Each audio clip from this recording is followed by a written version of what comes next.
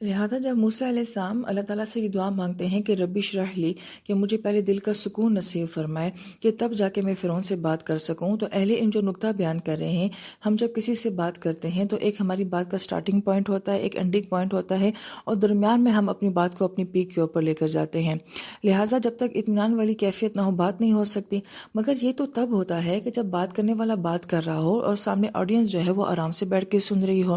لیکن یہاں پہ بڑی اہم بات اس دعا کے ضمن میں وہ یہ کہ موسیٰ علیہ السلام اللہ تعالیٰ سے یہ دعا مانگ رہے ہیں کہ رب اشرح لی، کہ سامنے سننے والے لوگوں میں بہت سارے لوگ ایسے ہیں کہ جن کا پوائنٹ آف ویو آپ سے نہیں ملتا، جن کا علمی معیار آپ سے نہیں ملتا ہے، جو آپ کی بات کو قبول بھی نہیں کرنا چاہتے ہیں۔ ایک وہ انسان جو کہ آپ کی بات سننا چاہتا ہے، اس کو سنانا تو بہت آسان ہوتا ہے، لیکن ایک جو سننا ہی نہیں چاہتا اس کو سنانا، اور پھر یہ کہ سننے والوں میں کوئی تہذیب یافتہ لوگ ہوتے ہیں، اور بعض اوقات کچھ لوگ ایسے بھی ہوتے ہیں جو ہنسی مذاق کرنے والے ہوتے ہیں، درمیان میں ہی جو ہے وہ آوازیں بھی کسنے شروع ہو جاتے ہیں۔ اور جب اس طرح کی سچویشن آ جائے تو بات کرنے والا کتنا گھبرا جاتا ہے، سامنے والا اپنی بات کو جو ہے مکمل نہیں کر سکتا۔ اور پھر یہ بھی ہوتا ہے کہ جب آپ کسی سے بات کرتے ہیں تو سامنے ایک ہی مینٹلٹی کے لوگ بیٹھے ہوں، پھر بھی بات کرنا بڑی آسان ہوتی ہے، مگر ایسی جگہ بات کرنا کہ جہاں ہر بندے کی اپنی سوچ ہے، ہر بندے کا اپنا اظہار خیال ہے، اور وہاں پہ آپ اپنی بات کسی کے سامنے اس طرح سے پیش کریں کہ سامنے والا جو ہے وہ آپ کی بات کو قبول کر لے، اور وہ آپ کو کسی قسم سے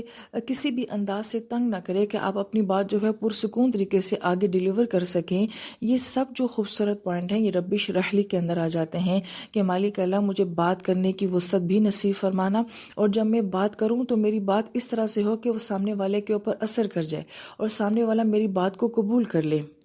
اور جن لوگوں کا تعلق بولنے سے ہوتا ہے، اور جن کے کمیونیکیشن سے جن لوگوں کا بہت تعلق ہوتا ہے، وہ اس نقطے کو بڑا محسوس کریں گے کہ بعض اوقات ایسا ہوتا ہے کہ آپ بات کچھ اور کرنا چاہ رہے ہوتے ہیں مگر بات ہو کچھ اور جاتی ہے، لہٰذا آپ جو سمجھانا چاہ رہے ہوتے ہیں وہ سمجھا نہیں پاتے۔ لیکن بعض اوقات ایسا ہوتا ہے کہ بات کرتے کرتے اللہ پاک کوئی ایسی بات دل میں ڈال دیتے ہیں جو کہ سامنے والے پہ اثر کر جاتی ہے۔